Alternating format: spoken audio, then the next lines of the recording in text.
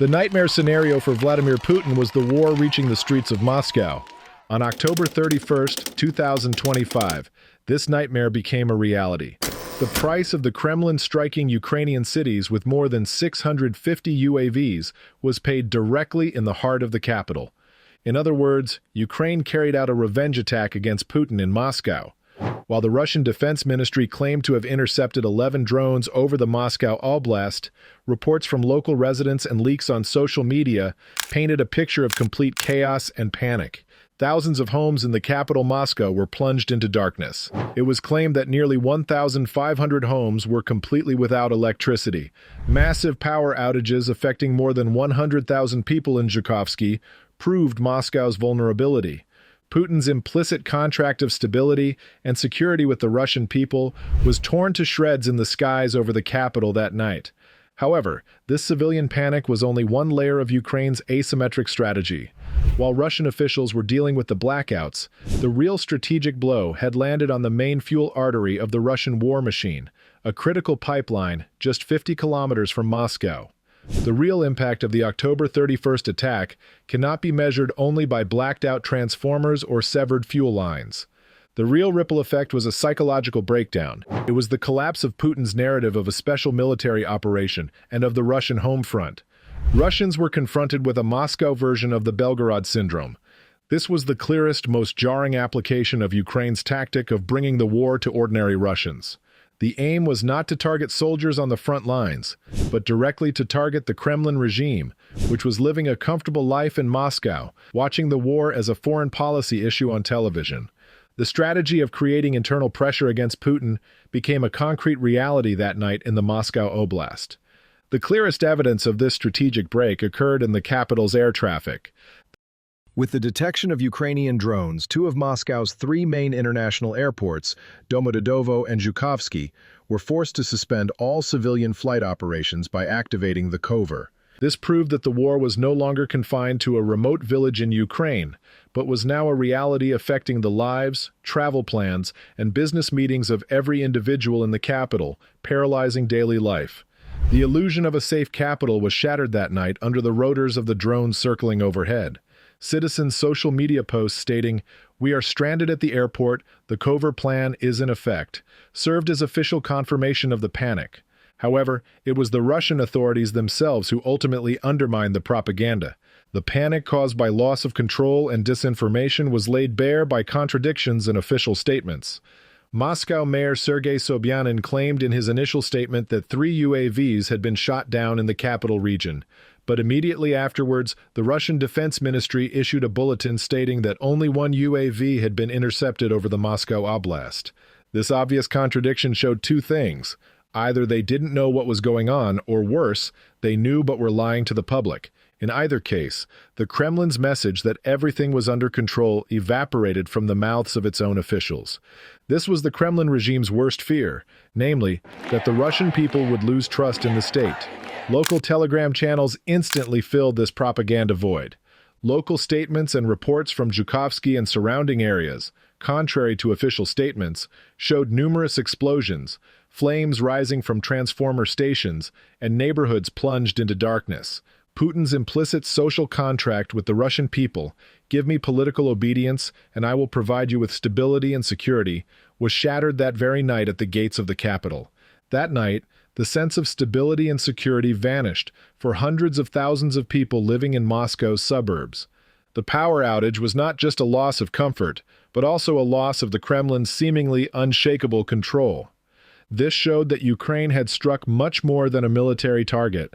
It struck at the very heart of the Putin regime's legitimacy. To understand this strategic chess move, we must examine the 48-hour time frame hour by hour.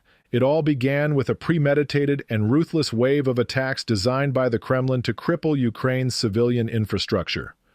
Throughout the night of October 29th and the day of October 30th, Russia unleashed a veritable tsunami of drones and missiles onto Ukrainian skies.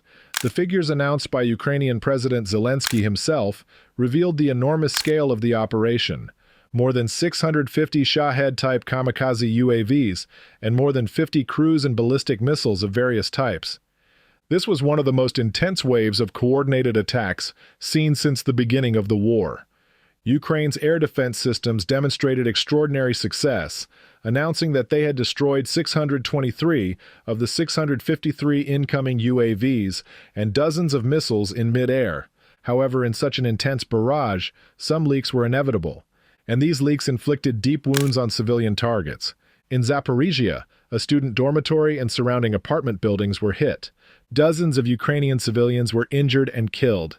This was not a military targeting operation, but rather, as Ukrainian Deputy Prime Minister Yulia Sviridenko stated, a systematic and deliberate energy attack using winter as a weapon.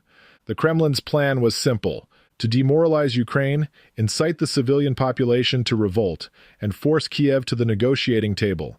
However, this plan did not take into account Ukraine's new asymmetric warfare doctrine, as we have seen.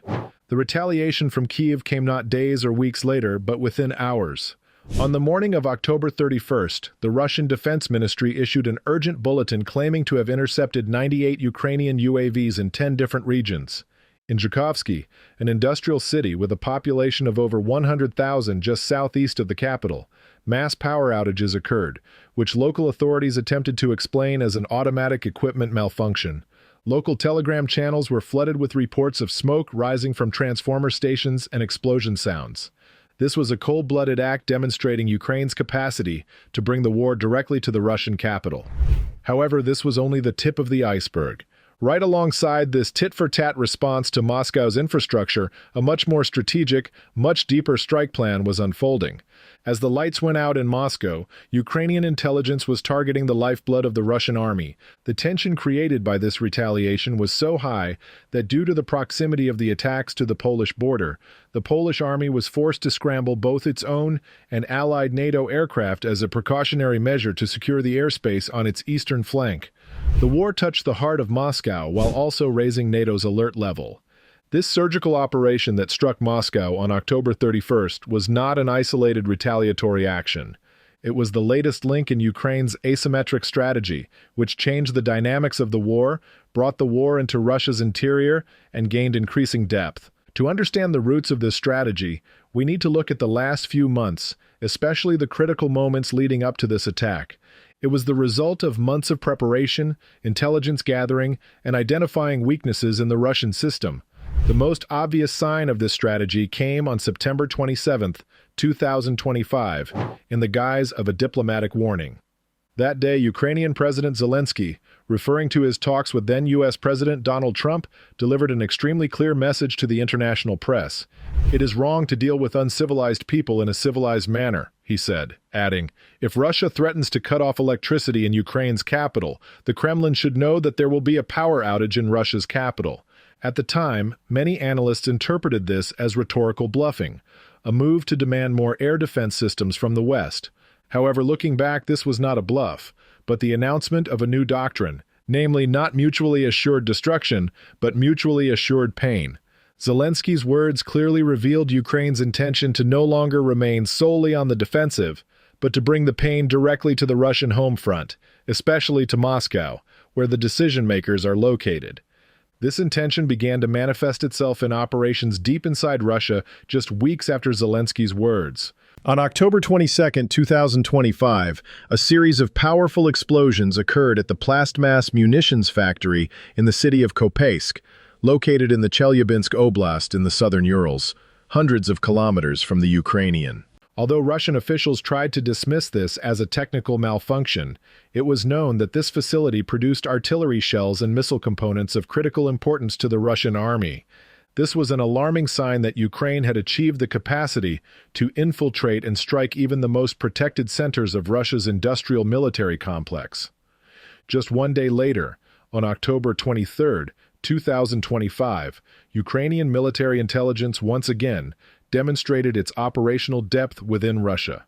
Ukrainian military intelligence claimed responsibility for an operation in which 3 Russian paratroopers were killed at a military checkpoint in the southern Russian city of Stavropol. Such insider special forces or partisan operations revealed how weakened Russia's internal security apparatus had become, and that Ukraine was now making its presence felt not only through cross-border drone attacks but also through physical operations on Russian soil. These two incidents occurred just a week before the Moscow attack and sent a clear message to the Kremlin that Ukraine's retaliatory capacity knows no bounds. When they launched that massive attack on Ukraine's energy infrastructure on October 30th, they chose to ignore these warnings. The response they received on October 31st was a direct result of this strategic blindness. Meanwhile, the lights going out in Moscow and the panicked civilian population were only the first act of Ukraine's strategic plan, a diversionary operation, a smokescreen. The real target lay much deeper, at the very heart of Russia's industrial and military logistics. It was the Koltsovoy pipeline that was hit on October 31st and confirmed by Ukrainian military intelligence, or HUAR. This was no ordinary pipeline, it was the artery of the Russian war machine. To understand the surgical precision of this operation, we must look at the strategic location of the target. The struck point was a critical infrastructure junction approximately 50 kilometers southeast of Moscow, near the Ramensky region. According to HUAR's statement, the operation simultaneously destroyed 3 main fuel lines of the system. This was not a random hit, but an intelligence operation carried out by those who understood how the system worked and had analyzed its weak points. Ukrainian intelligence sources particularly emphasized that this precise strike was successful despite the drone countering networks and armed security measures deployed by the Russians in the area. Cheap, long-range, and smart Ukrainian UAVs had once again defeated the billion-dollar infrastructure in the capital region, which Russia considered its most protected. The importance of the Koltsovoy line comes from its name. Meaning ring, this line forms a 400-kilometer, 250-mile network connecting Russia's industrial centers to both civilian and military consumers. This line is the primary artery transporting refined products, jet fuel, diesel, and gasoline, from massive refineries in Ryazan and Nizhny Novgorod to the Moscow region. However, this fuel does not only go to civilian gas stations or airports such as Domodedovo. This pipeline is also the main artery feeding key military bases, airports, and logistics centers concentrated in the Moscow Oblast that provide logistical support to the Ukrainian front. Cutting off this artery is not just a supply problem, but a risk of military paralysis.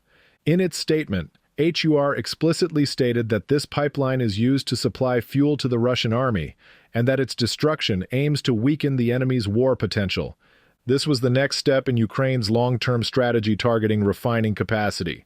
Ukraine had previously attempted to prevent the processing of crude oil by striking Russian oil refineries. Now, by preventing processed fuel from reaching the front lines, they appear to have moved into the second phase of logistical strangulation. While Putin aimed to freeze the civilian population by striking Ukraine's power plants, Ukraine responded by cutting the fuel pipeline that feeds Putin's tanks and planes. This is much more than retaliation. It is a step up in asymmetric warfare.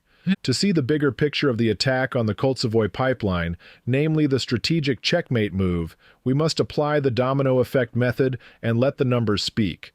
The capacity of this pipeline clearly reveals the scale of the disaster. According to reliable industry reports and open-source data, the Koltsovoy system's annual transport capacity is enormous.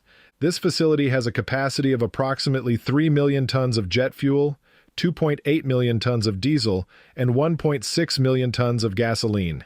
When we consider these figures on a daily basis, we are talking about the risk of the Russian war machine and the capital being deprived of tens of thousands of tons of fuel per day. This is a logistical nightmare scenario for the Russian army. This fuel directly supplied the main logistics centers that filled the military bases in the Moscow Oblast, strategic airfields such as Chkalovsky and Kubinka, and supply trains heading to the front line in Ukraine, especially hotspots like Pokrovsk. The destruction of these 3 main lines near Ramensky creates a domino effect. First, the pipeline stops. Then, military depots in Moscow begin to use their strategic reserves. And later, as these reserves rapidly deplete, Russia must transport this fuel by rail or road, for example, using tanker trucks. This would mean a much slower, much more costly, and much more vulnerable logistics route against Ukraine's partisan and UAV attacks. The famous doctrine articulated months ago by Kirilo Budanov, head of Ukrainian military intelligence, perfectly encapsulated this moment. Our attacks were more effective than sanctions. The economic sanctions debated by the West for months may have slowed the flow of Russian oil, but Budanov's drones proved capable of cutting off that flow directly at its source, at the gates of the capital. This is an example of Russia's hybrid warfare doctrine, known as the Gerasimov Doctrine, being used against itself. Ukraine has taken Russia's strongest weapon, its energy, and its strongest armor, its geographical depth, and turned them into weaknesses. This is precisely how a doctrine is undermined. Ukraine has undermined Russia's energy superpower doctrine by making its own energy infrastructure a target. The impact of this strategic checkmate move on the front lines may be seen in the coming weeks in the hottest conflict zones, such as Pokrovsk. Tanks and armored vehicles cannot move without fuel. Fighter jets cannot take off without jet fuel. So now Russia's attempt to apply energy pressure by targeting Ukraine's civilian energy infrastructure has backfired like a boomerang and struck a blow to the heart of its own military energy infrastructure. This situation will not only cause a crisis and panic at civilian fuel stations in Moscow, it also risks cutting off the main artery, feeding the tanks and aircraft of Russian troops fighting in Pokrovsk, leaving Russia unable to pump fuel from its capital to the front lines. In other words, we are talking about a textbook example of a logistical strangulation operation. As we have seen, on October 29th, Vladimir Putin launched an energy shock campaign to freeze Ukraine and force it to surrender by using winter as a weapon. However, the response he received just 48 hours later was the plunging of his own capital into darkness and the severing of the main fuel artery of his war machine. Zelensky's warning on September 27th that Moscow would also be plunged into darkness was not a bluff, but a cool-headed declaration of Ukraine's new asymmetric warfare doctrine. In short, Ukraine is no longer just responding to expensive Russian missiles with cheap drones. It is also creating strategic paralysis by targeting the logistical centers that the Kremlin considers most secure. The lights going out in Moscow and the fuel lines being cut in Ramensky prove that the war is no longer just on Ukrainian soil, but right at the heart of the Russian system, in Moscow's own infrastructure. This is the return of the special military operation. Thank you for watching.